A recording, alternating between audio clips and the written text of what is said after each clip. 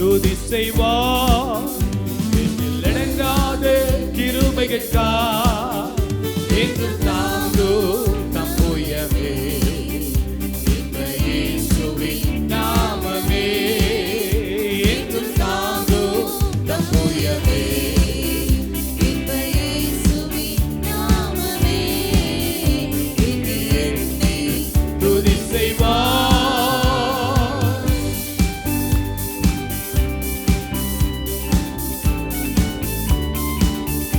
வாய் கொண்டு வந்தவங்க எல்லாம் நல்ல வாயை மூடாம வாயை திறந்து கர்த்தரை மகிமைப்படுத்தி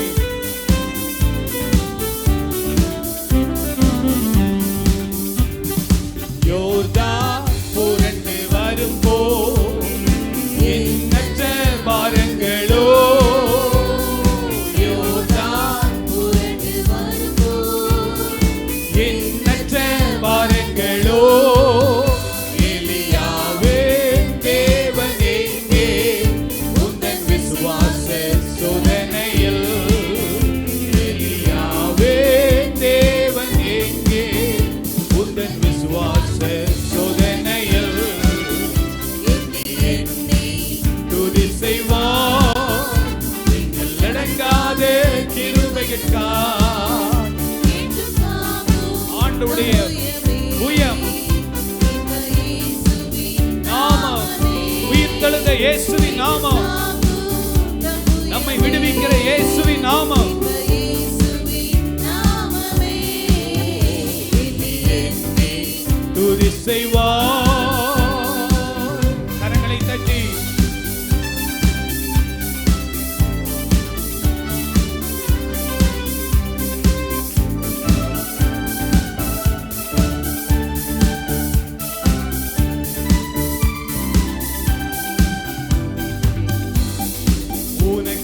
உனக்கெதிராகவே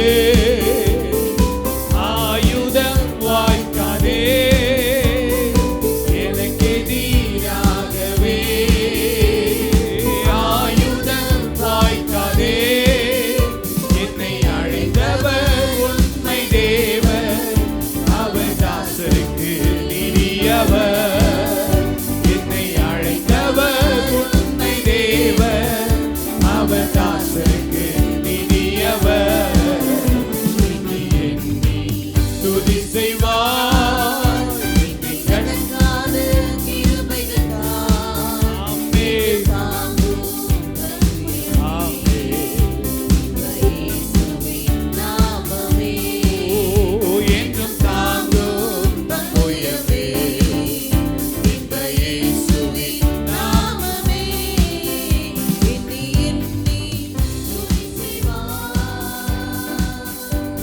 நல்ல கரங்களை தட்டி உன்னை நோக்கும் எதிரியின் கண்ணின் முன்பில் நீ பதறி போகாதே, பயப்படாதே, திகையாதே, கலங்காதே.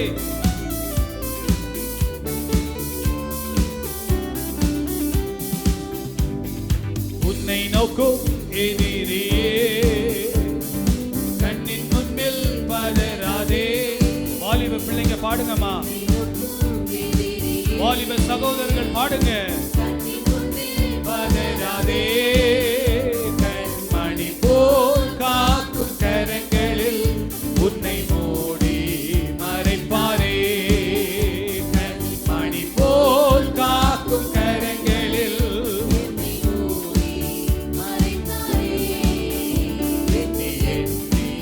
துதி செய்வார். என்னில் அடங்காத கிருபைகளுக்காய் என்று தாங்கும்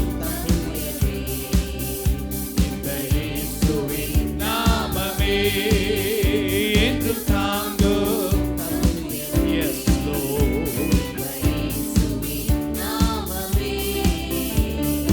எண்ணி துதி செய்வார். Hallelujah. Hallelujah. Hallelujah. Hallelujah. Hallelujah. Hallelujah. என்னை காண்பவரே, தினம் காப்பவரே. என்னை காண்பவரே, தினம் காப்பவரே. என்னை காண்பவரே, தினம் காப்பவரே. முன்னும் பின்னும் நெருங்கி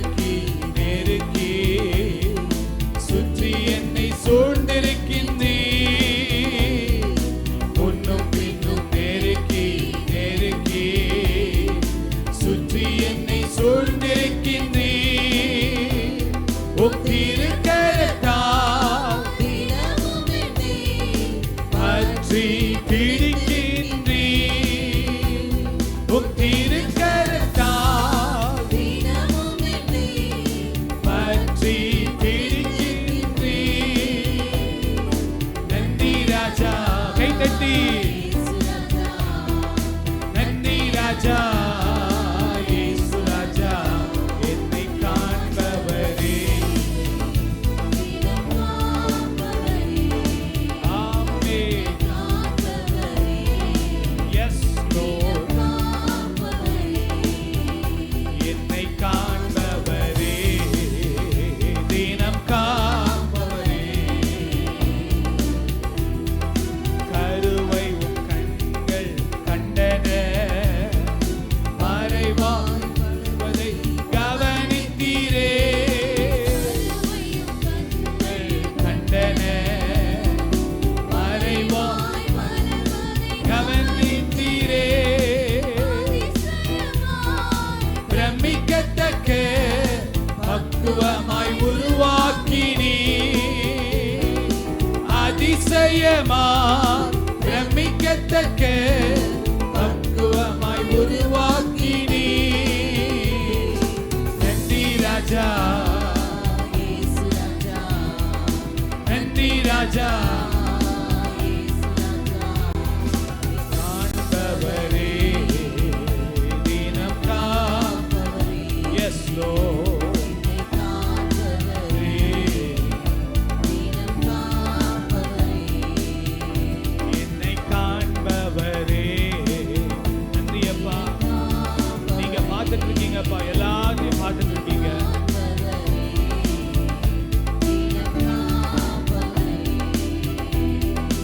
ஆராய்ந்து அறிந்திருக்கின்றீர், சுற்றி சுற்றி சூழ்ந்திருக்கின்றீர். ஆராய்ந்து அறிந்திருக்கின்றேன் ஆமென்.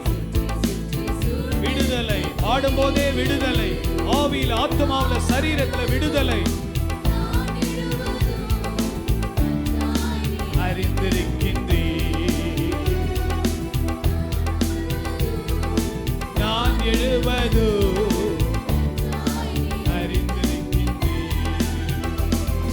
நன்றி ராஜா, இயேசு ராஜா, நன்றி ராஜா, இயேசு ராஜா, நன்றி ராஜா, இயேசு ராஜா, நன்றி ராஜா. பாடுங்க, கரங்களை உயர்த்தி ஆண்டவரை மகிமைப்படுத்தி. நன்றி ராஜா, இயேசு ராஜா, நன்றி ராஜா, இயேசு ராஜா.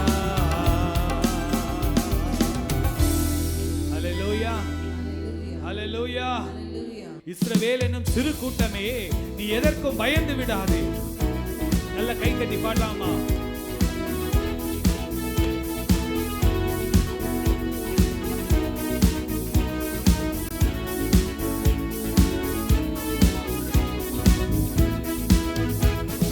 யாக்கோபின் சிறு பூச்சியே, நீ ஒன்றுக்கும் கலங்கி விடாதே. இஸ்ரவேலின் சிறு கூட்டமே, நீ எதற்கும் பயந்து விடாதே. யாக்கோபின் சிறு பூச்சியே,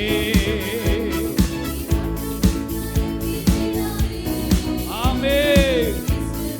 சிறு கூட்டமே,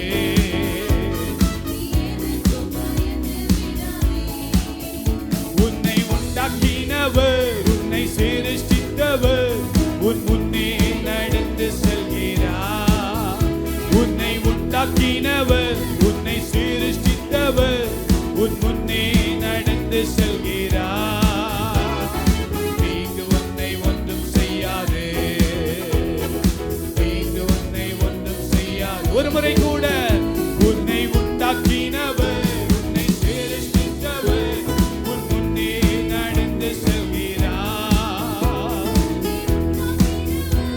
நீ சிருஷ்டித்தவர், உன் முன்னே நடந்து செல்கிறார். தீங்கு உன்னை ஒன்றும் செய்யாது,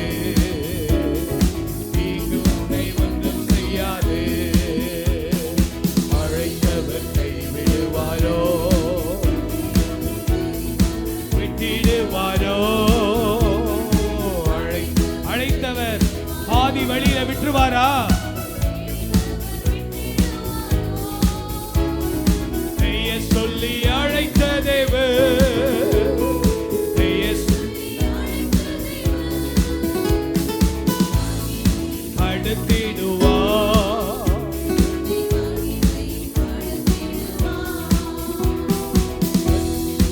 அழைத்தவர் கைவிடுவாரோ? இல்லை இல்லை இல்லை இல்லை விடுவாரோ? தெரிந்தவர் விட்டிடுவாரோ? தெரிந்து கொண்டவர் ஒரு நாள் விட்டு விட மாட்டார். இந்த தேவன், பெயர் சொல்லி அழைத்த தேவன், உன்னை மகிமைப்படுத்திடுவார்.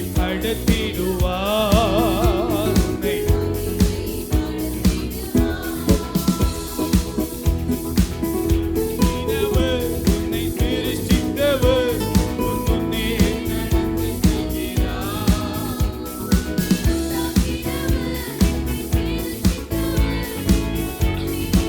ஆமென். ஓ ஹalleluya. செய்யாதே. ஆவியோடு உண்மையோடு பாடுங்க.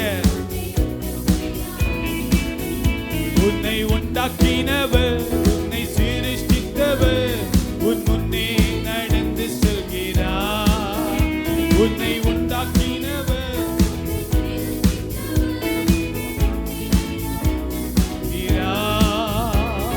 தீங்கு உன்னை ஒன்றும் செய்யாதே.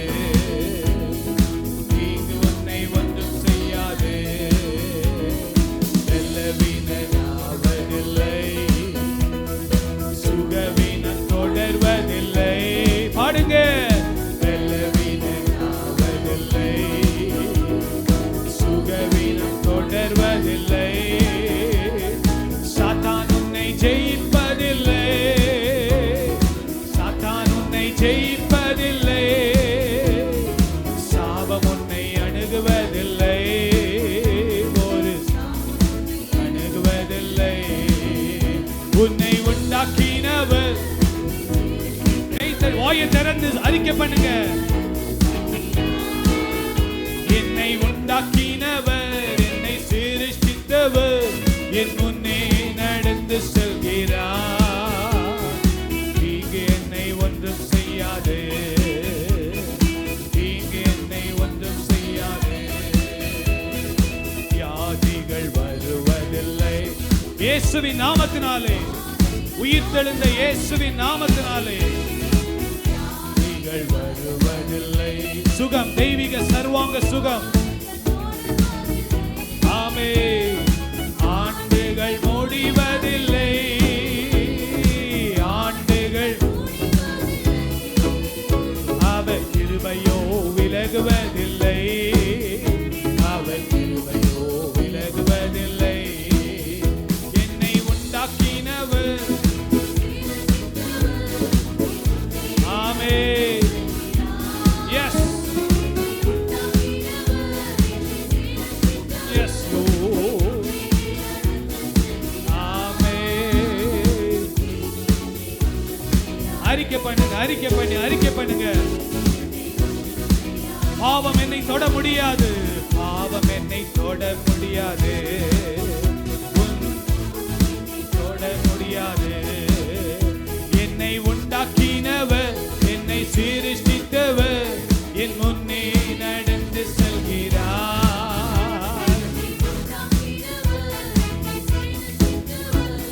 என் முன்னே நடந்து செல்கிறார். பாவம் என்னை தொட முடியாது, பாவம் என்னை தொட முடியாது. அறிக்கை பண்ணி பாடுங்க. தீங்கு என்னை ஒன்றும் செய்யாது. என்னை உண்டாக்கினவர், என் முன்னே நடந்து செல்கிறார். ஆமென். செல்கிறார். தீங்கு என்னை ஒன்றும் செய்யாது, தீங்கு என்னை ஒன்றும் செய்யாது. யாக்கோபு என்னும் சிறு பூச்சியே, நீ ஒன்றுக்கும். யாக்கோபை ஆண்டவர் இஸ்ரவேலாய் மாற்றி இன்றைக்கும் ஜீவனுள்ள தேவனாய் இருக்கிறாரே.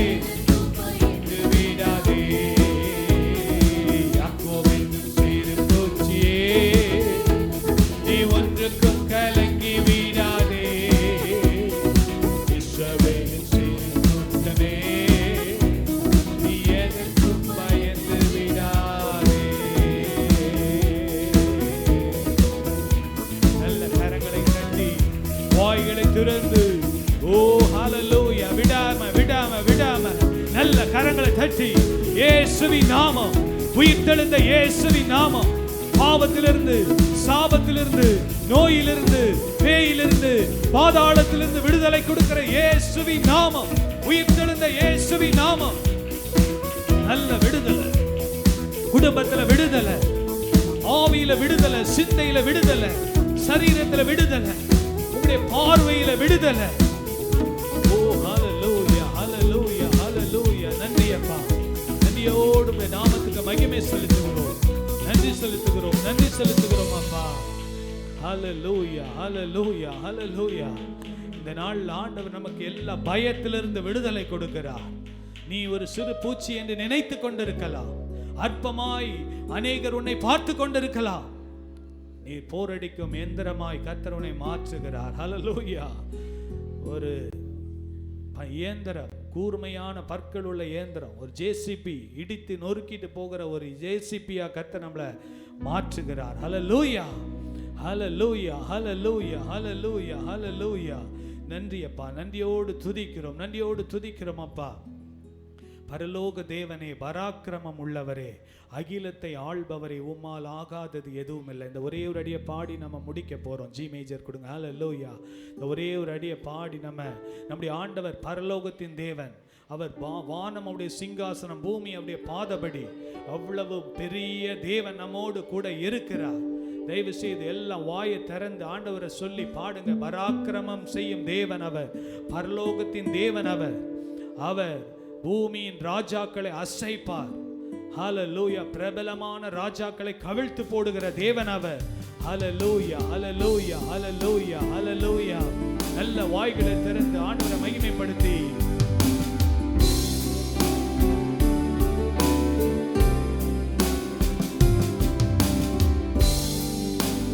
எல் ஷேடாய், எல் ஷேடாய்,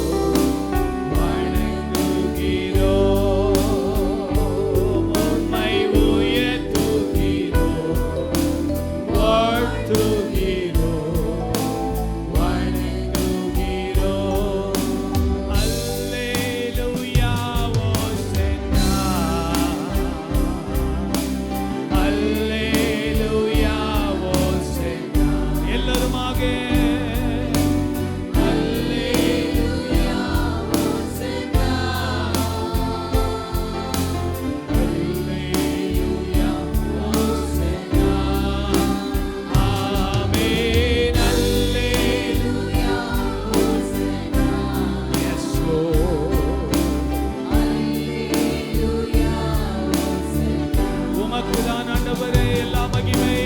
அல்லேலூயா ஓசன்னா எழுந்தருளுங்கப்பா. அல்லேலூயா ஓசன்னா ஆமென். அல்லேலூயா. ஓசன்னா ஓ ரபஹதலகதரா. ஷேகே குரு. லகதுரமலஹதரா. அல்லேலூயா ஓசன்னா.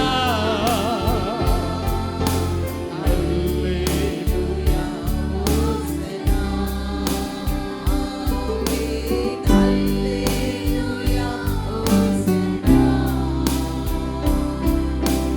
அல்லேலூயா ஓசன்னா Praise you, Jesus. அல்லேலூயா ஓசன்னா அல்லேலூயா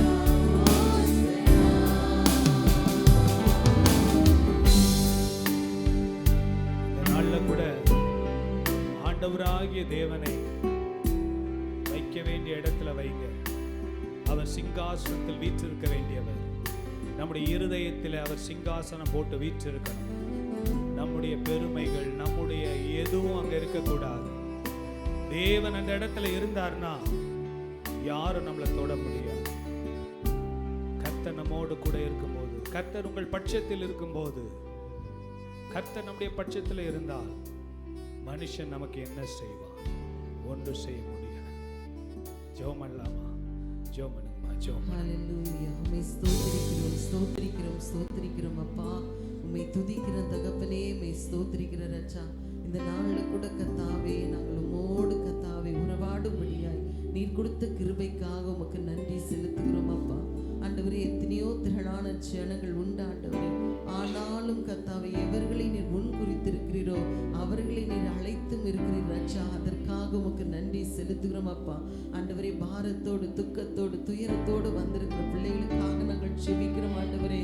அப்பா, உம்மை நோக்கி வந்த ஜனங்கள் ஒரு நாள் வெட்கப்பட்டு போவதில்லை ராஜா. ஆண்டவரே, ஒரு விடுதலை நீர் கொடுக்கும்படியா நாங்கள் செபிக்கிறோம் அப்பா. என்னென்ன காரியங்களுக்காக இந்த வேளையில கர்த்தாவே கண்ணீர் வடித்து ஆண்டவருடைய பாதத்தில் அவர்கள் ஜெபித்திருக்கிறார்களோ என் தேவன் அப்பா, அவர்களுடைய கண்ணீர்களுக்கெல்லாம் நீர் கர்த்தாவே அப்பா நீர் பதில் கொடுக்கும்படியா நாங்கள் ஜெபிக்கிறோம் அப்பா. ஆண்டவரே, நீர் அழைத்தவர் உண்மையுள்ளவர் அப்பா. வாக்கு தத்தங்களை கொடுத்தவர் அப்பா. நீர் நிறைவேற்றுகிற தேவனாய் இருக்கிறீரப்பா. ஆண்டவரே, நீர் கர்த்தாவே ஒரு நாளும் எங்களை கைவிடுகிற தேவன் அல்லப்பா. நான் உன்னை விட்டு விலகுவதும் இல்லை, உன்னை கைவிடுதலும் என்று சொன்ன கர்த்தர் அப்பா. ஆண்டவரே, உமக்கு நன்றி செலுத்துகிறோம் அப்பா. பல வேளைகளில் ஆண்டவரே உம்மை மறந்தாலும் அப்பா, ஆண்டவரே நான் உன்னை மறவேன் என்று சொல்லி ஆண்டவரே நீர் எங்களை மறக்காதபடிக்கு எங்களை அழைத்த தேவன் நீர் அப்பா. எங்களோடு கூட இருந்து ஆண்டவரே எல்லா வழிகளிலும் அப்பா எங்களுக்கு துணையாளராய் நீர் இருந்ததுக்காக உமக்கு நன்றி செலுத்துகிறோம் ஆண்டவரே. அப்பா, நீர் எங்களுடைய பரம பிதாவாய் இருந்து எங்களுடைய தகப்பனாய் இருந்தப்பா. எங்களுடைய கைகளை பிடித்து நடக்க வேண்டிய வழிகளை நீர் காட்டினீரே, உமக்கு நன்றி அப்பா. அந்த செவ்வையான பாதையில நடக்கிற கிருபை எங்களுக்கு நீர் தரும்படியா நாங்கள் செபிக்கிறோம் அப்பா.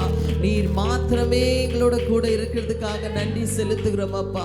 ஆண்டவரே அப்பா, இந்த நாள் ஆண்டவரே உலகம் எங்கும் ஆராதிக்கிற இந்த ஓய்வு நாள் ஆராதனை கர்த்தாவே ஒவ்வொரு திருச்சபையை நீர் ஆசீர்வதித்து தரும்படியா நாங்கள் செபிக்கிறோம் அப்பா. ஆண்டவரே, திரளான கூட்டங்கள் சபையில காணத்தக்க ஆண்டவரே, ஜெபிக்கிற வீராங்கனைகள் எழும்பத்தக்க ஆண்டவரே நீர் கிருபை தரும்படியா நாங்கள் செபிக்கிறோம் அப்பா. எந்தெந்த காரியங்களுக்காக பிள்ளைகள் இந்த வேளையில ஜெபித்துக் கொண்டு இருக்கிறார்களே அப்பா, ஒவ்வொரு குடும்பத்திலப்பா ஆண்டவரே கர்த்தாவே அதிசயங்களையும் அற்புதங்களையும் நீ செய்யும்படியா நாங்கள் செபிக்கிறோம் அப்பா. ஆண்டவரே, தாகத்தோடு வந்த பிள்ளைகளை ஆண்டவரே நீர் நிரப்புவீராகப்பா. நீர் கர்த்தாவே நிரப்பும்படியா நாங்கள் செபிக்கிறோம் அப்பா. வெறுமையாய் போக கூடாதப்பா. ஆண்டவரே, விசேஷமாய் சுகவீனத்தில் இருக்கிற பிள்ளைகளுக்காக நாங்கள் செபிக்கிறோம். ஒவ்வொருவரையும் நீர் சுகப்படுத்தும்படியா நாங்கள் செபிக்கிறோம் அப்பா. ஆண்டவரே, தேவைகளுக்காக முன்பாக வந்திருக்கிற பிள்ளைகளுக்காக ஜெபிக்கிறோம் அப்பா. ஆண்டவரே, தேவைகள் சந்திக்கப்படத்தக்க மனுஷ கண்கள்ல தயவு கிடைக்கும்படியா நாங்கள் ஜெபிக்கிறோம் அப்பா. இந்த ஜெபத்திற்கு பிறகு ஆண்டவரே, எந்த காரியத்துல கடந்து போனாலும் அந்த காரியத்துல ஒரு ஜெயத்தை நீர் கொடுக்கும்படியா நாங்கள் ஜெபிக்கிறோம் அப்பா. ஒரு அற்புதம் நடைபெறட்டும் ஆண்டவரே. அநேக சாட்சிகள் எழும்பும்படியா நாங்கள் ஜெபிக்கிறோம் அப்பா.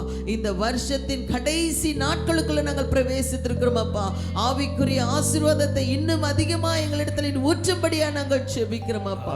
உம்முடைய கரத்துல நாங்கள் எங்களை ஒப்படைக்கிற ராஜா, தொடர்ந்து நீங்க வழி நடத்துங்க. எல்லா துதியும் கனமும் ஒருவருக்கு மாத்திரமே ஏறெடுக்கிறோம் ஆண்டவரே. இரண்டாம் ஆராதனையும் எங்களுக்கு நீர் ஆசீர்வதித்து கொடுப்பீராக. வந்திருக்கிற அருமையான தகப்பனாருக்காக, தாசனுக்காக ஜெபிக்கிறோம் அப்பா. அவர்கள் கொடுக்க போற செய்தி கர்த்தாவே, வந்திருக்கிற ஒவ்வொருவருக்கும் எங்களுக்கும் அது பிரயோஜனமுள்ளதாய் காண நீர் கிருபை செய்வீராக அப்பா. இயேசுவின் நாமத்தில் ஜெபிக்கிறோம் நல்லன்மை பிதாவே, ஆமென் ஆமென். உட்காருவோம். இந்த நாளில் கூட நம்ம மத்தியிலே அருமையான ரெவரண்ட் துரைராஜ் பாண்டியன் அவர்கள் தென்காசி பகுதியிலிருந்து வந்திருக்கிறாங்க. ஐயாவுடைய வயசு வந்து ஆல்மோஸ்ட் 85. எத்தனை?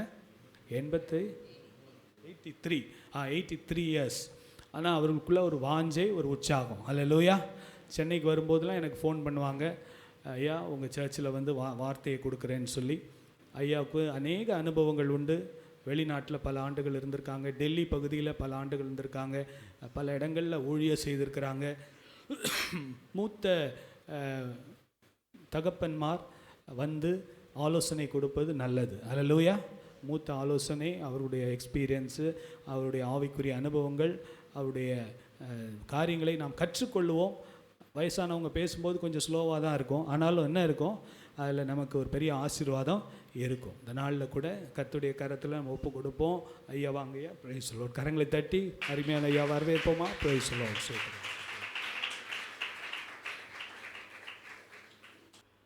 கர்த்தருடைய வார்த்தை எப்படிப்பட்டதாக இருக்கிறது? ஜீவனும் வல்லமையும் உள்ள வார்த்தை.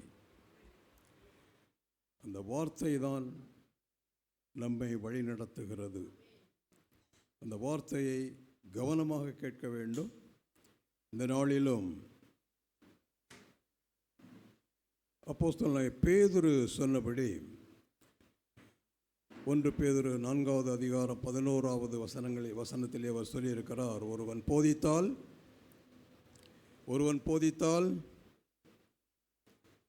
போதித்தால் வேத வாக்கியங்களின்படி போதிக்க கடவன். அந்த வேத வாக்கியங்களின்படி உள்ள போதனையை கவனமாக கேளுங்கள். ஒரு பாடலை பாடுவோம், அதன் பிறகு செய்திக்கு போகலாம். வாரும் தூய ஆவியே, உம் பிரசன்னத்தை வாஞ்சிக்கிறோம். உம் வல்லமையால் எம்மை நிறைத்து நீர் ஆளுகை செய்யோம். வாரும் தூய ஆவியே, உம் பிரசன்னத்தை வாஞ்சிக்கிறோம். உம் வல்லமையால் எம்மை நிறைத்து நீர் ஆளுகை செய்யோம். ஜீவ தண்ணீர் நீரே, தாகம் தீர்க்கும் ஆலோசனை கோத்தரே, எமை ஆளுகை செய்யோ.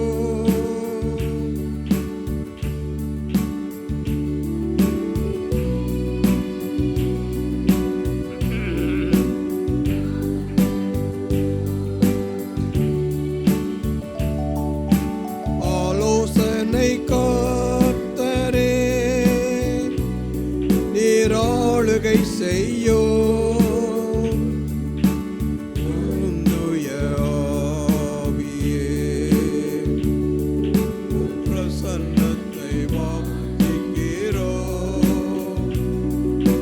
வல்லமையால் எம்மை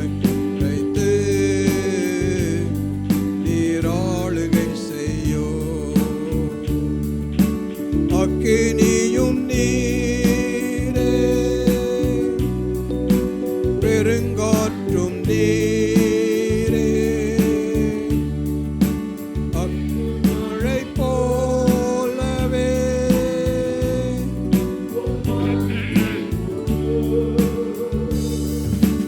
அக்கினியும் நீரே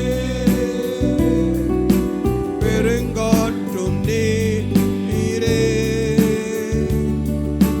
பெருமழை போலவே உம் ஆவியை ஊற்றும் வாரும் தூய ஆவியே உம் பிரசன்னத்தை வாஞ்சிக்கிறோம் உம் வல்லமையால் நிறைத்து நீர் ஆளுகை செய்யும். ஆமென். கிறிஸ்துவுக்குள் அன்பான பிரியமான கர்த்தருடைய பிள்ளைகளே, இந்த நாளிலும் கர்த்தருடைய உபதேசங்களை கேட்பதற்கு வாஞ்சையோடு வந்திருக்கிற உங்கள் அனைவரையும் கர்த்தர் தாமே ஆசீர்வதிப்பாராக. நாம் அனைவருமே நம்மை கிறிஸ்தவர்கள் என்று சொல்லிக் கொள்ளுகிறோம். உண்மைதான், உலகத்திலே பல கோடி ஜனங்கள் தங்களை கிறிஸ்தவர்கள் என்று சொல்லிக் கொள்ளுகிறார்கள். ஆனால் நாம் எப்படிப்பட்டவர்களாக இருக்க வேண்டும் என்றால், நாம் கிறிஸ்துவினுடையவர்களாக இருக்க வேண்டும். கிறிஸ்துவினுடையவர்கள் என்றால் யார்? கலாத்தியருக்கு எழுதின நிருபம் 5ஆம் அதிகாரம் 24வது வசனத்தை சத்தமாக வாசியுங்கள். கலாத்தியர் 5:24. கிறிஸ்துவினுடையவர்கள் தங்கள் மாம்சத்தையும் அதன் ஆசை இச்சைகளையும் சிலுவையில் அறைந்திருக்கிறார்கள். நாம் அறைந்திருக்கிறோமா? சிலுவையில் அறைந்தவர்கள்தான் மாம்சத்தையும் சரீரத்தின் இச்சைகளையும் உலகத்தின் பாரம்பரியங்களையும், மாமிசத்தின் இச்சை, கண்களின் இச்சை, ஜீவனத்தின் பெருமை, இவைகளை எல்லாம் சிலுவையில் அறைந்தவர்கள்தான் கிறிஸ்தவர்கள். நாம் அப்படிப்பட்டவர்களாய் நாம் இருக்க வேண்டும். அன்பானவர்களே, கிறிஸ்தவர்கள் என்றால் நாம் கிறிஸ்துவினுடையவர்கள், கிறிஸ்துவை போல உள்ளவர்கள், கிறிஸ்துவின் சாயலை உடையவர்கள். சென்ற ஆண்டு 17ஆம் தேதி, செப்டம்பர் 17ஆம் தேதி, ரோமருக்கு எழுதின நிருபம் 8வது அதிகாரம் 29வது வசனத்தை ஆதாரமாக கொண்டு உங்களோடு கூட நான் வசனங்களை பகிர்ந்து கொண்டேன். அநேகருக்கு ஞாபகம் இருக்காது என்று நினைக்கிறேன். அன்பானவர்களே, சபையிலே வசனம் போதிக்கப்படுகிறது. சபையிலே போதிக்கப்படுகிற, உபதேசிக்கப்படுகிற இந்த வசனங்களை, வார்த்தைகளை, கர்த்தருடைய ஜீவ வார்த்தைகளை நீங்கள் கவனமாய் கேட்டு அதன்படி நீங்கள் நடக்க வேண்டும், மறக்கக்கூடாது. எபிரேயருக்கு எழுதின நிருபம் 2வது அதிகாரம் 1வது வசனத்திலே நாம் வாசிக்கிறோம், ஆகையால் நாம் கேட்டவைகளை விட்டு விலகாதபடி அவைகளை மிகுந்த ஜாக்கிரதையாய். ஆம் ஆண்டவரே, ஆம் ஜனங்களே, மிகவும் ஜாக்கிரதையாக இருக்க வேண்டும். வார்த்தைகளை கேட்க வேண்டும், அவைகளை விட்டு விலகாதபடி நாம் ஜாக்கிரதையாக இருக்க வேண்டும். இப்பொழுதும் நீங்கள் கர்த்தருடைய வார்த்தையை கேட்கப் போகிறீர்கள். எத்தனையோ பிரசங்கங்களை நாம் கேட்டுவிட்டோம், நூற்றுக்கணக்கான பிரசங்கங்களை எல்லாம் கேட்டுவிட்டோம். அவைகளையெல்லாம் ஒரு சிலர் தான் நினைவில் வைத்திருக்கும் கூடும், அநேகர் மறந்து விடலாம். ஆனால் நீங்கள் அனைவருமே இன்று கேட்கக்கூடிய வேத வசனங்களை நீங்கள் ஞாபகத்தில் வைத்து அதை நீங்கள் வாழ்க்கையிலே கடைபிடிக்க வேண்டும் என்று உங்களை அன்போடு வேண்டிக் கொள்ளுகிறேன். முதலாவதாக நாம் வாசிப்போம் மத்தேயு எழுதின சுவிசேஷம் 7வது அதிகாரம் 21வது வசனம். பரலோகத்தில் இருக்கிற என் பிதாவின் சித்தத்தின்படி, பரலோகத்தில் இருக்கிற என் பிதாவின் சித்தத்தின்படி செய்கிறவனே பரலோக ராஜ்யத்தில் பிரவேசிப்பானே அல்லாமல் என்னை நோக்கி கர்த்தாவே கர்த்தாவே என்று சொல்லுகிறவன் அதில் பிரவேசிப்பதில்லை. ஆமென். அன்பானவர்களே, கர்த்தருடைய சித்தம். கர்த்தருடைய சித்தத்தை செய்கிறவர்களாய் நாம் இந்த உலகத்திலே வாழ வேண்டும். அதைத்தான் அவர் விரும்புகிறார்.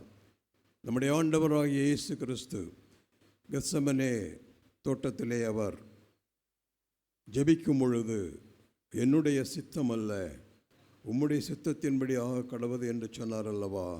நாமும் கூட நம்முடைய சித்தத்தின்படி, நம்முடைய விருப்பத்தின்படி, நாம் பிரியப்படுகிறபடி நாம் வாழாமல் அவருடைய சித்தத்தின்படி நாம் நம்முடைய வாழ்க்கையை நாம் அமைத்து கொள்ள வேண்டும்.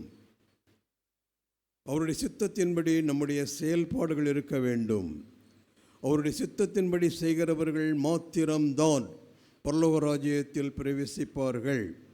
அவருடைய சித்தத்தின்படி செய்யாதவர்கள் நிச்சயமாகவே பரலோக ராஜ்யத்தில் பிரவேசிக்கவே மாட்டார்கள். அவருடைய சித்தம் என்றால் என்ன என்பதை நாம் இன்று தியானிக்கப் போகிறோம்.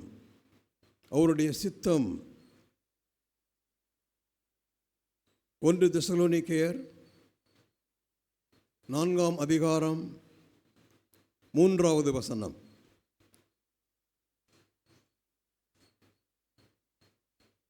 நீங்கள் பரிசுத்தவர்களாக வேண்டும் என்பதே தேவனுடைய சித்தமாய் இருக்கிறது. அந்தபடி நீங்கள் வேசி மார்க்கத்துக்கு விலகி இருந்து. போதும். அவருடைய சித்தம் என்ன? நாம் எல்லோருமே எப்படிப்பட்டவர்களாக இருக்க வேண்டும்? பரிசுத்தம் உள்ளவர்களாக வேண்டும் என்பதே அவருடைய சித்தமாக இருக்கிறது. அவருடைய சித்தத்தை நிறைவேற்றினால்தான் நாம் பரலோக ராஜ்யத்தில் பிரவேசிக்க முடியும். அப்படி என்றால் நாம் பரிசுத்தமுள்ள வாழ்க்கை வாழ்கிறவர்களானால்தான் பரலோக ராஜ்யத்தில் பிரவேசிக்க முடியும். நம்முடைய ஒரே நோக்கம், ஒரே இலக்கு பரலோக ராஜ்யம். இந்த பரலோக ராஜ்யத்திற்கு போகக்கூடிய வாசல் தான் நம்முடைய ஆலயத்தினுடைய வாசல். இந்த ஆலயத்தினுடைய வாசலுக்குள் நீங்கள் நுழையும் போதெல்லாம் நாம் பரலோக ராஜ்யத்திற்குள் நுழைவதற்கு நம்மை நாமே தகுதிப்படுத்தி கொள்ளப் போகிறோம் என்கிற ஒரு எண்ணத்தோடு நீங்கள் இந்த ஆலயத்திற்குள் வர வேண்டும். அதுதான் நம்முடைய நோக்கம். வேறு எந்த விதமான ஒரு நோக்கமும் இல்லை. நம்மை எல்லாம் பரலோக ராஜ்யத்திற்குள் கொண்டு செல்ல வேண்டும் என்பதற்காகவே நம்முடைய ஆண்டவராகிய இயேசு கிறிஸ்து விண்ணுலகை விட்டு இந்த மண்ணுலகிற்கு வந்தார். வந்தவர் முதலாவதாக அவர் சொன்ன உபதேசம் என்ன? மத்தேயு 4:17.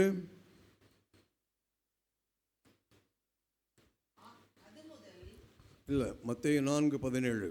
அது முதல் இயேசு மனம் திரும்புங்கள் பரலோக ராஜ்யம் சமீபித்திருக்கிறது என்று பிரசங்கிக்க தொடங்கினார். அவர் பிரசங்கிக்க தொடங்கும் பொழுதே அவர் என்ன சொன்னார்? அவர் மனம் திரும்புங்கள். எதற்காக மனம் திரும்ப வேண்டுமாம்? பரலோக ராஜ்யத்தில் பிரவேசிப்பதற்கு. பரலோக ராஜ்யத்தில் பிரவேசிப்பதற்கு நாம் முதலாக மனம் திரும்பியே ஆக வேண்டும்.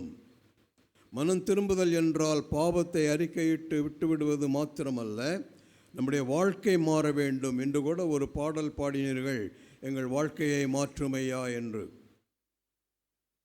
நாம் நம்முடைய வாழ்க்கையை மாற்ற வேண்டும். நம்முடைய பாவ வாழ்க்கையை, நம்முடைய பழைய வாழ்க்கையை நாம் மாற்றியே ஆக வேண்டும்.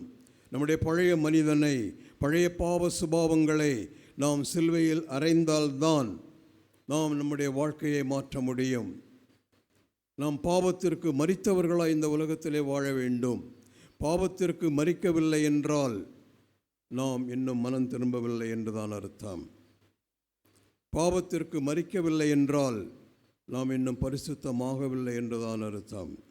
நாம் பரிசுத்தமாகவில்லை என்றால் பரலோக ராஜ்யத்தில் நிச்சயமாகவே பிரவேசிக்க முடியாது. அன்பானவர்களே, மனம் திரும்புதல் என்றால் நம்முடைய வாழ்க்கையை நாம் மாற்ற வேண்டும்.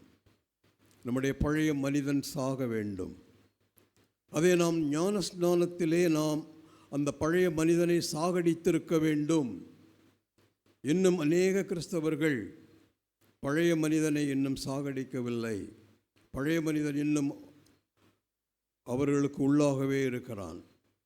அந்த பழைய மனிதன் இருக்கிற வரையில் நாம் கிறிஸ்தவர்கள் அல்ல.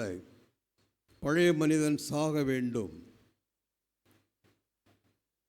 ஞானஸ்நானத்தினுடைய அந்த உடன்படிக்கையினுடைய அர்த்தம் என்னவென்றால், முழுகி நாம் ஞானஸ்நானம் எடுக்கும் பொழுது அந்த பழைய மனிதன் நாம் தண்ணீருக்குள்ளாக போதகர் நம்மை அமிழ்த்தும் பொழுது அங்கே பழைய மனிதன் அங்கே சிலுவையில் அறையப்பட வேண்டும், சாகடிக்கப்பட வேண்டும், அவன் அடக்கம் பண்ணப்பட வேண்டும், அவன் மீண்டும் எழுந்திருக்கவே கூடாது.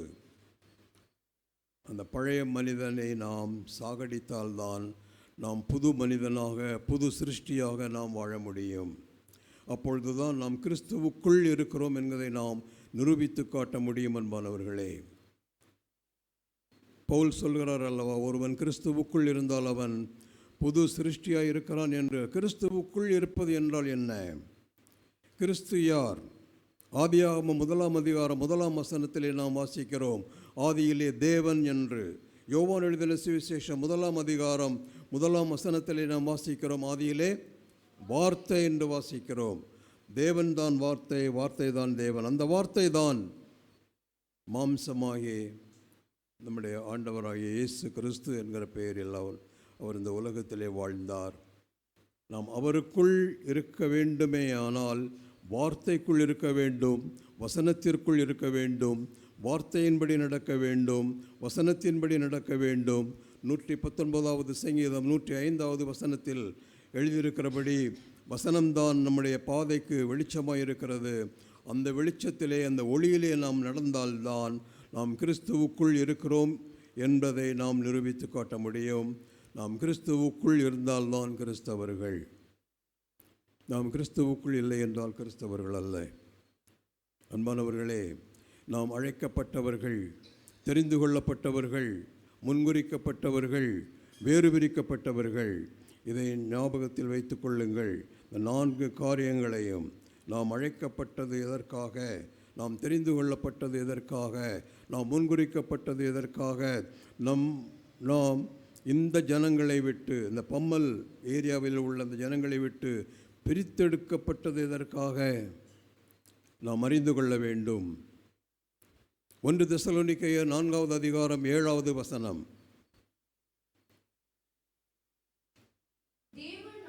தேவன் நம்மை அசுத்தத்திற்கு அல்ல, எதற்காக அழைத்திருக்கிறார்?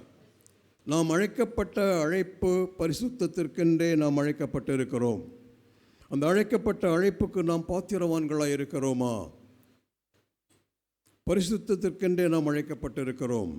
அந்த பரிசுத்தம் நம்மில் காணப்படவில்லை என்றால் நாம் அந்த அழைக்கப்பட்ட அழைப்புக்கு பாத்திரவான்கள் அல்ல. பரிசுத்தம் என்றால் என்ன? பாவமில்லாத ஒரு வாழ்க்கை, பாவத்திற்கு மரித்த வாழ்க்கை, வேறுபட்ட வாழ்க்கை, வேறு பிரிக்கப்பட்ட வாழ்க்கை. இந்த உலகத்தாரிடமிருந்து வேறு பிரிக்கப்பட்ட ஒரு வாழ்க்கை தான் பரிசுத்தமான ஒரு வாழ்க்கை. அதற்காக நாம் அழைக்கப்பட்டிருக்கிறோம். எதற்காக தெரிந்து கொள்ளப்பட்டிருக்கிறோம்? எபேசியர் 1 அதிகாரம் 4வது வசனம்,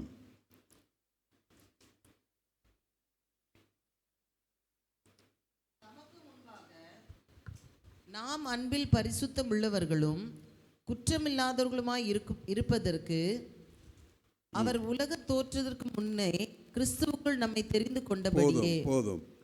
அவர் எதற்காக நம்மை தெரிந்து கொண்டிருக்கிறார்? அன்பில் பரிசுத்தம் உள்ளவர்களும் குற்றம் இல்லாதவர்களுமாய் இருப்பதற்கு நம்மை அவர் தெரிந்து கொண்டிருக்கிறார்.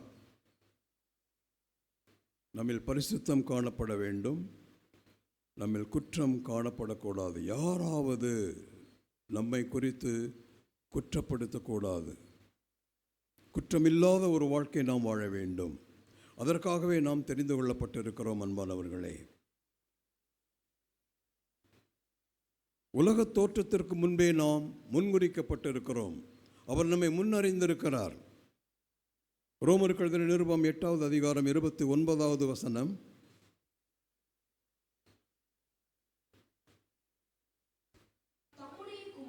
தம்முடைய குமாரனும் அநேக சகோதரருக்குள்ளே முதற் பேரானவராய் இருக்கும் பொருட்டு தேவன் எவர்களை முன்னறிந்தாரோ அவர்களை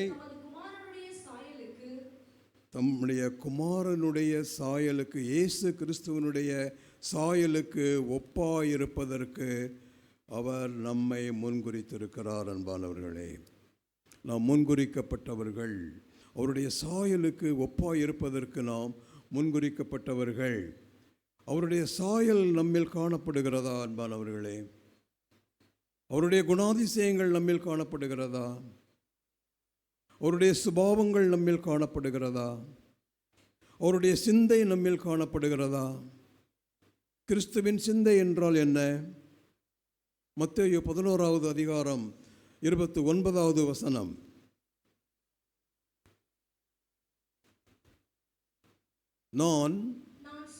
நான் சாந்தமும் மனத்தாழ்மையுமாயிருக்கிறேன். என் நுகத்தை உங்கள் மேல் ஏற்றுக்கொண்டு. இதுவரையிலும் நாம் கற்றுக்கொண்டிருக்கிறோமா? நம்மில் சாந்த குணம் காணப்படுகிறதா? நம்மில் மனத்தாழ்மை காணப்படுகிறதா? அவர் தேவனுடைய குமாரனாயிருந்தும் சிலுவையின் மரண பரியந்தம் அவர் தம்மை தாமே தாழ்த்தினார். நம்மில் அந்த தாழ்மை குணம் காணப்படுகிறது அன்பானவர்களே. தாழ்மை குணம் காணப்பட வேண்டும். அந்த தாழ்மை இல்லை என்றால் கிருபை இல்லை, தெரியுமா? தாழ்மை உள்ளவர்களுக்கோ அவர் கிருபை அளிக்கிறார். தாழ்மை இல்லாதவர்களுக்கு கிருபை அளிக்க மாட்டார். கிருபையை குறித்து அநேக பிரசங்கங்கள் நீங்கள் கேட்டிருக்கலாம். ஆனால் தாழ்மை இல்லை என்றால் கிருபை இல்லை. ஏனென்றால் அவர் தாழ்மையாக இருந்தார். சாந்தமும் மனத்தாழ்மையும் உள்ளவராய் அவர் இருந்தார். அவருடைய சிந்தை நம்மில் காணப்பட வேண்டும். அவருடைய ஆவி நம்மில் காணப்பட வேண்டும். கிறிஸ்துவின் ஆவி இல்லாதவன், கிறிஸ்துவின் சிந்தை இல்லாதவன் அவருடையவன் அல்ல. வசனங்களை நீங்கள் வாசிக்க வேண்டும், மனப்பாடம் செய்து கொள்ள வேண்டும். கிறிஸ்துவின் ஆவி, கிறிஸ்துவின் சிந்தை இல்லாதவன் அவருடையவன் அல்ல.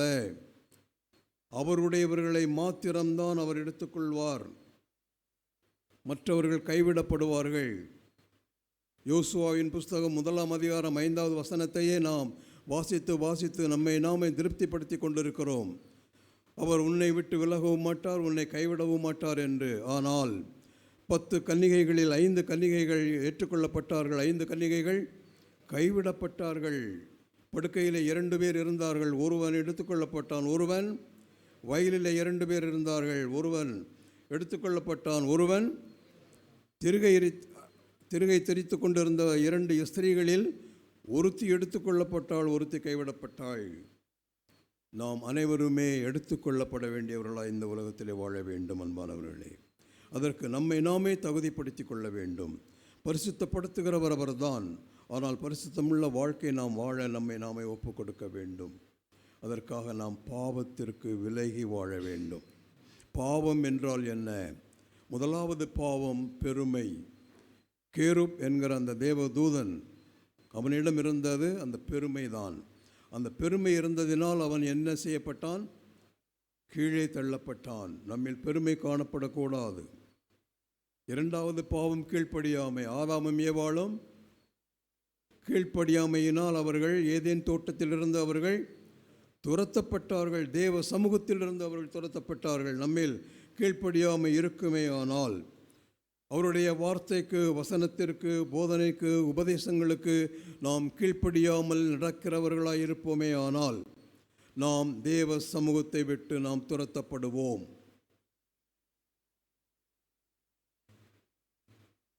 கீழ்ப்படிதல்.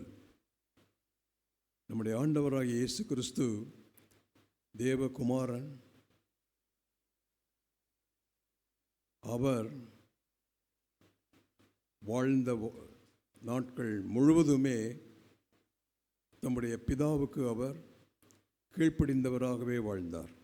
நாமும் கூட வார்த்தைக்கு, வசனத்திற்கு கீழ்ப்படிந்து நடக்க வேண்டும்.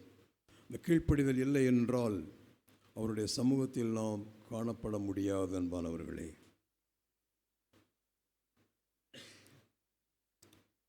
உலகத்திலே பல கோடி மக்கள் இருக்கிறார்கள்.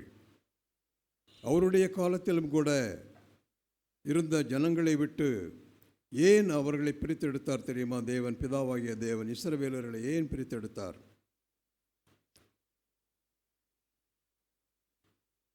லேவியராகமம் 20வது அதிகாரம் 26வது வசனத்திலே நாம் வாசிக்கிறோம். லேவியராகமம் 20:26. கர்த்தராகிய நான் பரிசுத்தராயிருக்கிறபடியினாலே எனக்கேற்ற நீங்களும் எனக்கேற்ற பரிசுத்தவர்களாய் இருப்பீர்களாக. நீங்கள் என்னுடையவர்களாய் இருக்கும்படிக்கு உங்களை மற்ற ஜனங்களை விட்டு பிரித்தெடுத்தேன். அப்படி என்றால் அவருடையவர்களாய் நாம் இருக்க வேண்டுமேயானால் நாம் அவருக்கேற்ற பரிசுத்தம் நம்மில் காணப்பட வேண்டும். அவருக்கேற்ற பரிசுத்தம் நம்மில் காணப்படவில்லை என்றால் நாம் அவருடையவர்கள் அல்ல. அவருடையவர்கள் அல்ல. அன்பானவர்களே, அழைக்கப்பட்டது நாம் பரிசுத்தத்திற்கென்றே, தெரிந்து கொள்ளப்பட்டது பரிசுத்தத்திற்கென்றே, முன்குறிக்கப்பட்டது பரிசுத்தத்திற்கென்றே, வேறு பிரிக்கப்பட்டதும் பரிசுத்தத்திற்கென்றே. பரிசுத்தம் இல்லாமல் ஒருவனும் தேவனை தரிசிக்க முடியாது. அந்த வசனம் நமக்கு நன்றாகவே தெரியும். ஆனால் அந்த பரிசுத்தம் நம்மில் காணப்படுகிறதா? நாம் தேவனை தரிசிக்கக்கூடிய தகுதியை பெற்றிருக்கிறோமா? பரிசுத்தம் இல்லாமல் ஒருவனும் பரலோக ராஜ்யத்தில் பிரவேசிக்க முடியாது. ஏனென்றால் அது பரிசுத்த ஸ்தலம், பரிசுத்த தேவன் தங்கும் வாசஸ்தலம். அது அந்த ஸ்தலத்திற்குள் நாம் பிரவேசிக்க வேண்டுமே ஆனால் நாம் பரிசுத்தமான ஒரு வாழ்க்கை வாழ வேண்டும். பாவத்திற்கு மரிக்க வேண்டும். பாவம் மிக பொல்லாதது. பாவத்தின் சம்பளம் மரணம், ஆத்தும மரணம். ஆத்தும மரணம் என்றால் தேவனிடமிருந்து பிரிக்கப்பட்ட ஒரு வாழ்க்கை. நாம் பாவம் செய்வோமேயானால் தேவனிடமிருந்து நாம் பிரிக்கப்படுவோம். ஏசாயா தீர்க்கதரிசன புஸ்தகம் 59வது அதிகாரம் 2வது வசனம்.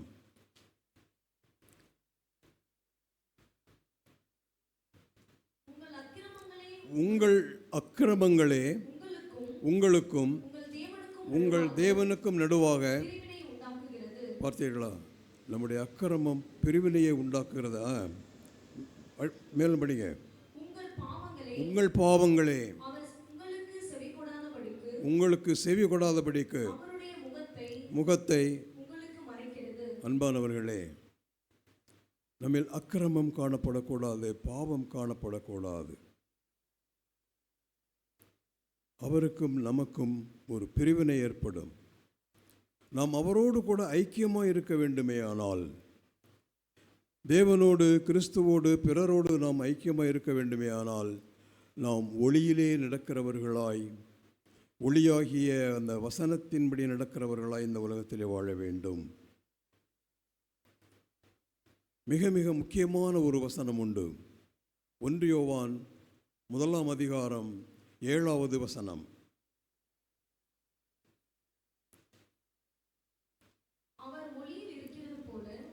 பிதாவாகிய தேவன் ஒளியில் இருக்கிறது போல நாமும் ஒளியிலே ஒளியாகிய வசனத்தின்படி வசனத்தின் வெளிச்சத்திலே நடந்தால் தேவனோடும் மற்றவர்களோடும் நாம் ஐக்கியப்பட்டிருப்போம். அங்கே இந்த ஐக்கியப்பட்டிருப்போம் என்ற அந்த வார்த்தைக்கு பிறகு அங்கே செமிகோலன் போடப்பட்டிருக்கிறது. அந்த செமிகோலன் போடப்பட்ட அந்த இடத்திலே அப்பொழுது என்கிற அந்த வார்த்தையை போட்டு வாசியங்கள். முதல்ல இருந்து அந்த அவர் ஒளியில் இருக்கிறது போல நாமும் ஒளியிலே நடந்தால் ஒருவரோடொருவர் ஐக்கியப்பட்டிருப்போம். அப்பொழுது அவருடைய குமாரனாகிய இயேசு கிறிஸ்துவின் இரத்தம் நம்முடைய சகல பாவங்களையும் நீக்கி நம்மை. அன்பானவர்களே, அவருடைய குமாரனாகிய இயேசு கிறிஸ்துவின் இரத்தம் சகல பாவங்களையும் நீக்கி நம்மை சுத்திகரிக்கும் என்கிற இந்த வசனத்தை மாத்திரம் நாம் எடுத்துக்கொள்கிறோம். அதற்கு முன்பு எழுதப்பட்டிருக்கிற அந்த வசனத்தை நாம் விட்டு விடுகிறோம். அவர் ஒளியில் இருக்கிறது போல நாமும் ஒளியிலே நடக்க வேண்டும். அவர் ஒளியாய் இருக்கிறார், அவர் ஒளியாய் வந்தார். அந்த ஒளியாகிய அந்த தேவனுடைய, பிதாவாகிய தேவனுடைய, தேவகுமாரனுடைய அந்த வெளிச்சத்திலே நாம் நடக்க வேண்டும். அவருடைய வார்த்தையின்படி நாம் நடக்க வேண்டும், வசனத்தின்படி நாம் நடக்க வேண்டும். அப்படி நடந்தால்தான் அவருடைய குமாரனாகிய இயேசு கிறிஸ்துவனுடைய இரத்தம் நம்முடைய பாவங்களை எல்லாம் கழுவி சுத்திகரிக்கும். இல்லை என்றால் சுத்திகரிக்காது. நாம் நம்முடைய இஷ்டப்படி நாம் நடப்போம். நம்முடைய விருப்பத்தின்படி நாம் நடப்போம், நம்முடைய சித்தத்தின்படி நாம் நடப்போம். அப்படி நடக்கிறவர்களை அவருடைய அந்த பரிசுத்தமான அந்த இரத்தம் பரிசுத்தப்படுத்துமா, சுத்திகரிக்குமா? மாட்டாது. ஆகவே வசனத்தின்படி நாம் நடக்க வேண்டும், வார்த்தையின்படி நாம் நடக்க வேண்டும்.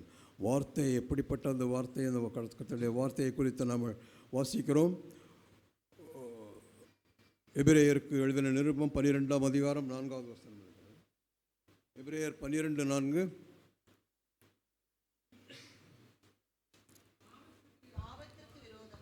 இல்லை அது பாவத்திற்கு விரோதமாக இல்லை 4:12 அப்படி நினைக்கிறேன் நான். தேவனுடைய வார்த்தையானது ஜீவனும் வல்லமையும் உள்ளதாயும் இருபுறமும் கருக்குள்ள எந்த பட்டயத்திலும் கருக்கானதாயும் ஆத்துமாவையும் ஆவியையும் ஊனையும்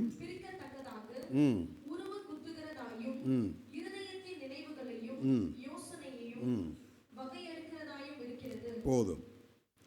அப்படிப்பட்ட அந்த வார்த்தையை நாம் கைக்கொண்டு நடக்க வேண்டும். அன்பானவர்களே, கிறிஸ்தவர்களாகிய நாம், கிறிஸ்துவை அறிந்தவர்களாகிய நாம், சத்தியத்தை அறிந்தவர்களாகிய நாம், இந்த சத்திய வார்த்தைகளின்படி, சத்திய வசனங்களின்படி நாம் நடக்க வேண்டும். யோவான் எழுதின சுவிசேஷம் 8வது அதிகாரம் 32வது வசனத்திலே நாம் வாசிக்கிறோம், சத்தியத்தையும் அறிவீர்கள், சத்தியம் உங்களை. இந்த சத்தியத்தை நாம் அறிந்திருக்கிறோமா அன்பானவர்களே? சத்தியம் என்றால் என்ன?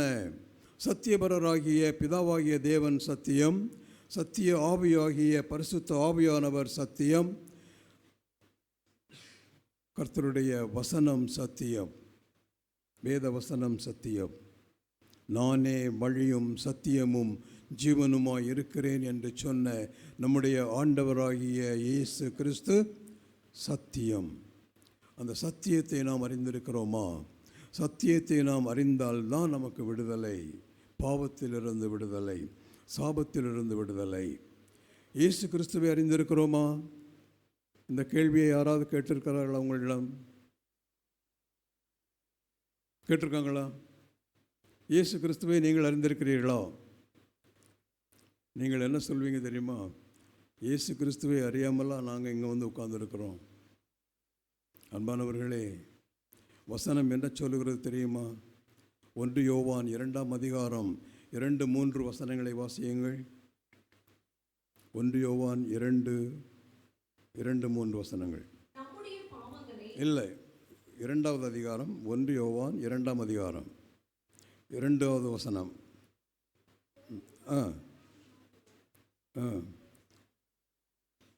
சொல்லுமா. 1 யோவான் 2ஆம் அதிகாரம் 2வது வசனம். இல்லைம்மா, 1 யோவான் 2ஆம் அதிகாரம் 2ஆம் அதிகாரம், அதாவதுண்ணா 1 யோவான் 2ஆம் அதிகாரம் 3வது வசனம். அவருடைய கற்பனைகளை நாம் கைக்கொள்ளுகிறவர்களானால் போதும்.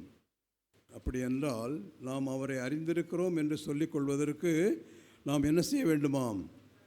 அவருடைய கற்பனைகளை, கட்டளைகளை, உபதேசங்களை, போதனைகளை கைக்கொண்டு நடக்கிறவர்கள்தான் கர்த்தரை இயேசு கிறிஸ்துவை அறிந்தவர்கள். மற்றவர்கள் அவரை அறியாதவர்கள். வசனத்தின்படி இன்னொரு முறை வாசிக்கமா அந்த 3வது வசனத்தை. அவருடைய கற்பனைகளை நாம் கைக்கொள்கிறவர்களானால் அதுக்கு பிறகு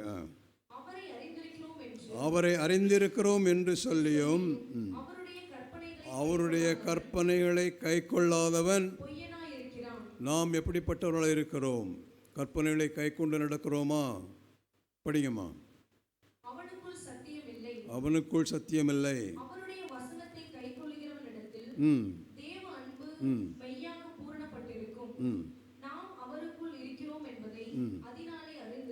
போதும். இப்போ நாம் அவருக்குள் இருக்கிறோம் என்பதை நாம் மதியனால் அறிந்திருக்கிறோம் என்றால், நாம் அவருக்குள் இருக்கிறோம் என்பதை நாம் வெளிக்காட்டுவதற்கு நம்மிடமிருந்து அந்த தேவ அன்பு வெளிப்பட வேண்டும். தேவ அன்பு வெளிப்பட வேண்டும். நம்மிலிருந்து அந்த தேவ அன்பு வெளிப்படவில்லை என்றால் நாம் அவருக்குள் இல்லை என்றுதான் அர்த்தம். ஒருவன் கிறிஸ்துவுக்குள் இருந்தால் அவன் புது சிருஷ்டியாக இருக்கிறான் என்று நாம் எத்தனையோ முறை கேட்டிருக்கிறோம், வாசித்திருக்கிறோமே. நாம் அவருடைய அந்த தேவ அன்பு நம்மிடமிருந்து வெளிப்பட்டு இருக்கிறதா? தேவ அன்பு நம்மிடமிருந்து வெளிப்பட வேண்டும். அன்பானவர்களே, நாம் நம்மை குறித்து நாம் என்ன சொல்லி கொண்டிருக்கிறோம் தெரியுமா? நான் ரட்சிக்கப்பட்டவன், ரட்சிக்கப்பட்டவள். நான் அபிஷேகிக்கப்பட்டவன், அபிஷேகிக்கப்பட்டவள்.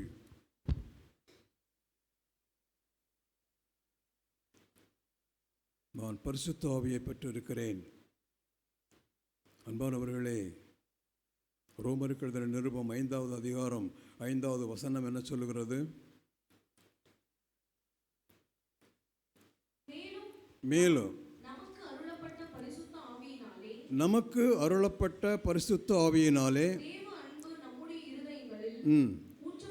போதும் போதும் போதும். அப்படி என்றால் பரிசுத்த ஆவியை நாம் பெற்றிருக்கிறோம் என்று சொல்லிக்கொள்ள வேண்டுமேயானால், அங்கே ஊற்றப்பட்டிருக்கிற அந்த நேரத்திலே, பரிசுத்த ஆவியை நாம் பெற்ற அந்த நேரத்திலே தேவ அன்பு நமக்குள்ளாக ஊற்றப்பட்டிருக்கிறது.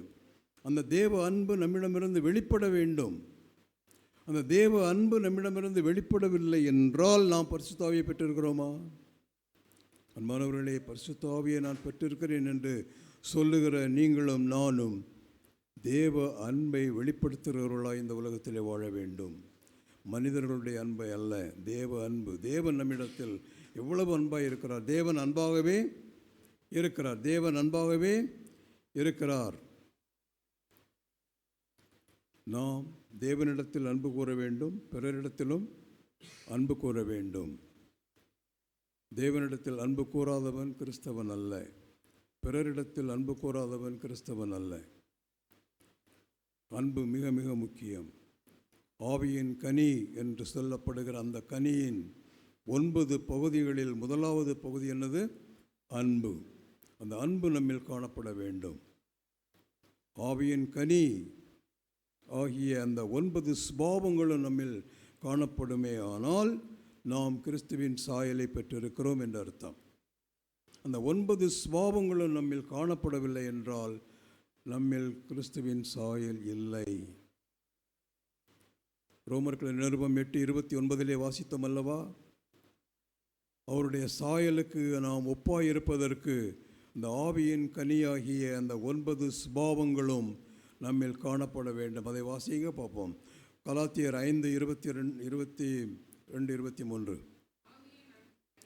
ஆவியின் கனியோ அன்பு, சந்தோஷம், சமாதானம், நீடிய பொறுமை, தயவு, நற்குணம், விசுவாசம், சாந்தம், இச்சை அடக்கம். இந்த 9 சுபாவங்களும் நம்மில் காணப்பட வேண்டும்.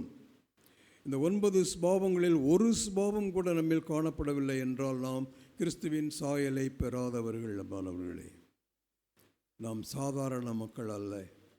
நாம் விசேஷித்தவர்கள், நாம் வேறுபிரிக்கப்பட்டவர்கள், நாம் முன்குறிக்கப்பட்டவர்கள், நாம் தெரிந்து கொள்ளப்பட்டவர்கள், நாம் அழைக்கப்பட்டவர்கள்.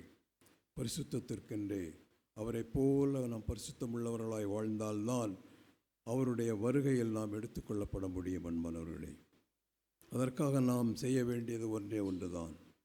அவருடைய சித்தத்தை நாம் அறிந்து கொள்ள வேண்டும். அவருடைய சித்தம் என்றால் என்ன?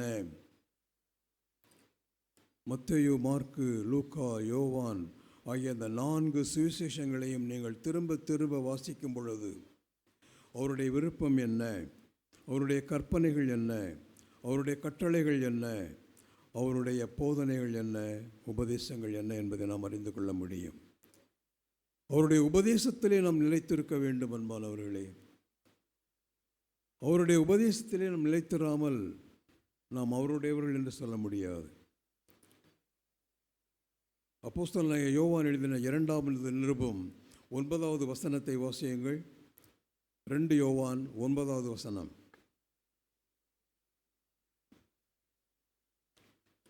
ஒளியிலே இருக்கிறவர் ம் ம் இல்லை இல்லை இல்லை இல்லை இல்லை 2 யோவான் 9வது வசனம்.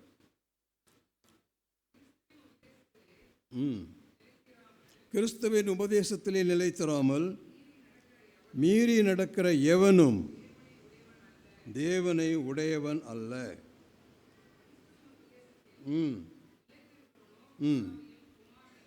அப்படி என்றால் நாம் எப்படிப்பட்டவர்களாக இருக்கிறோம்? கிறிஸ்துவின் உபதேசத்திலே நிலைத்திராவிட்டால் நாம் தேவனுடையவர்கள் அல்ல, கிறிஸ்துவினுடையவர்கள் அல்ல, கிறிஸ்தவர்கள் அல்ல. அப்படி என்றால் கிறிஸ்துவின் உபதேசத்திலே நாம் நிலைத்திருக்க வேண்டும். நிலைத்திருத்தல் என்றால் என்ன? அவருடைய கற்பனைகளின்படி நடக்கிறவர்கள் தான் அவரில் நிலைத்திருக்கிறார்கள், அவருடைய உபதேசத்தில் நிலைத்திருக்கிறார்கள். அவருடைய கட்டளைகளை நாம் அறிந்து கொள்ள வேண்டுமானால் இந்த 4 சுவிசேஷங்களையும் நாம் திரும்ப திரும்ப திரும்ப படிக்க வேண்டும். படிக்கிறதோடு மட்டுமல்ல, அதை நாம் மனதில் வைத்து கொள்ள வேண்டும். இருதயமாகிய பலகையிலே நாம் எழுதி வைத்து கொள்ள வேண்டும். அன்பானவர்களே, கிறிஸ்தவர்கள் என்று சொல்லிக் கொள்வதற்கு நாம் கிறிஸ்துவை போல இந்த உலகத்திலே வாழ வேண்டும். அவருடைய சாயலை பெற்றவர்களாய் இந்த உலகத்திலே வாழ வேண்டும். அவருக்கேற்ற பரிசுத்தம் நம்மில் காணப்பட வேண்டும். பாவம் மிக மிக பொல்லாதது. பாவத்தை குறித்து வசனங்கள் என்ன சொல்லுகிறது தெரியுமா? பாவம் செய்கிற ஆத்துமாவே சாகும், பாவத்தின் சம்பளம் மரணம். பாவம் செய்கிறவன்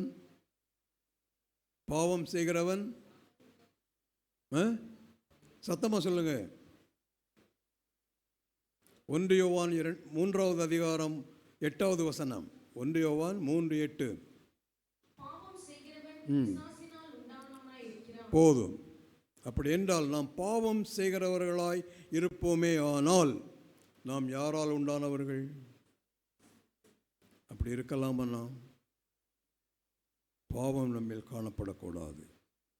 பாவம் என்றால் தேவனுக்கு, கிறிஸ்துவுக்கு விருப்பமில்லாத, பிரியமில்லாத காரியங்கள் அத்தனையும் பாவமே.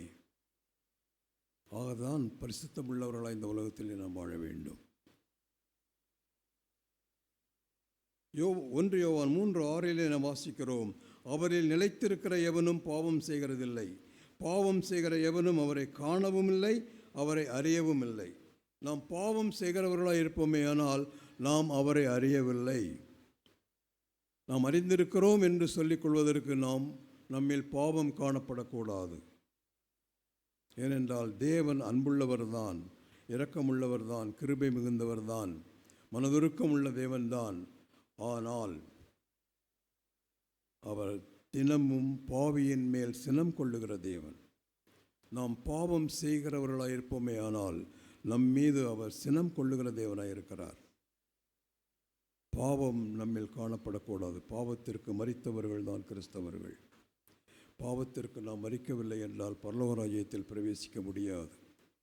நாம் ரட்சிக்கப்பட்டவர்கள் என்று சொல்லிக் கொள்வதற்கு நம்மில் பாவம் காணப்படக்கூடாது என்று நாம் அநேக கிறிஸ்தவர்கள் 99% ரட்சிக்கப்பட்டவர்கள் என்று தான் சொல்லிக் கொள்ளுகிறார்கள். ஆனால் ரட்சிப்பை குறித்து வசனம் என்ன சொல்லுகிறது தெரியுமா?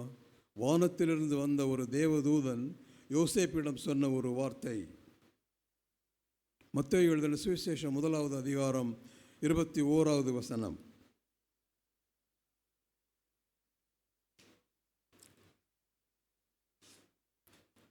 அவள் ஒரு குமாரனை பெறுவாள், அவருக்கு இயேசு என்று பெயரிடுவாயாக, ஏனெனில் அவர் தமது ஜனங்களின் பாவங்களை நீக்கி. அவர் எப்படி ரட்சிப்பார்? அவர் பாவங்கள் நீக்கப்பட்டால் தான் ரட்சிப்பு. அன்பானவர்களே, பாவம் நீக்கப்படவில்லை என்றால் ரட்சிப்பு இல்லை. நான் ரட்சிக்கப்பட்டவன் என்று சொல்லிக் கொள்வதற்கு நம்மில் பாவம் நீக்கப்பட வேண்டும். பாவக்கரை நம்மில் காணப்படக்கூடாது. 1 தெசலோனிக்கேயர் 5வது அதிகாரம் 23வது வசனத்தை வாசியுங்கள்.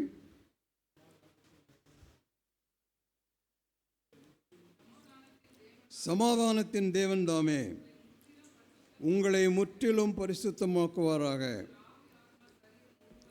என்னெல்லாம்? ஆவி, சரீரம் முழுவதும் நம்முடைய கர்த்தராகிய இயேசு கிறிஸ்துவினுடைய நாம் எப்படிப்பட்டவர்களாக இருக்கிறோம்? நம்முடைய ஆவி, ஆத்துமா சரீரம் காக்கப்பட வேண்டும். ஆவியும் காக்கப்பட வேண்டும், ஆத்துமாவும் காக்கப்பட வேண்டும், சரீரமும் காக்கப்பட வேண்டும். கரைதிரையற்ற ஒரு வாழ்க்கை, பாவம் இல்லாத ஒரு வாழ்க்கை வாழ்ந்தால்தான் அவருடைய வருகையில் நாம் எடுத்துக்கொள்ளப்பட முடியும். அவருடைய வருகை எப்பொழுது இருக்கும் தெரியுமா? திருடன் வருகிற விதமாய் அவருடைய வருகை இருக்கும். அவர் எந்த நேரத்திலும் வரலாம், இந்த நிமிஷத்திலும் வரலாம். அவர் எதற்காக தாமதிக்கிறார் தெரியுமா? நாம் எல்லாரும் மனம் திரும்ப வேண்டும் என்பதற்காகவே அவர் தாமதிக்கிறார். ஆகவே நாம் மனம் திரும்ப வேண்டும் என்றால் நம்முடைய வாழ்க்கை மாற வேண்டும். நம்முடைய பாவ வாழ்க்கை, நம்முடைய பழைய வாழ்க்கை மாற வேண்டும்.